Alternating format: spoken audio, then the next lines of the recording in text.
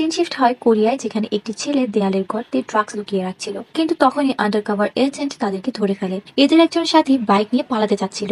ছেলেটি পুরো শক্তি দিয়ে বাইকটি স্টার্ট দিচ্ছিল, কিন্তু বাইকটি কোনোভাবেই স্টার্ট নেয় না। আসলে এখানে এন্ট্রি হয় মিস্টার সেইউকে, যেখানে তার শক্তিশালী হাতের কাছে এই বাইকের ইঞ্জিন ফেল হয়ে যায়। হিরো সেইউক হাসি দিয়ে ছেলেটিকে বলে, আরে গাধা, বন্ধ করে এটাকে। এরপর সেই ছেলেদের সাহায্যে সেই ড্রাগস ডিলারের মেন আড্ডায় চলে যায়। একটি বিল্ডিং এর টপ ফ্লোরে তারা আড্ডা দিয়ে বসে। অফিসাররা হঠাৎ করেই তালা ভেঙে ফেলে এবং ভিতরে ঢুকে যায়, কিন্তু ভিতরে আরো একটি লোহার মজবুত গেট আছে।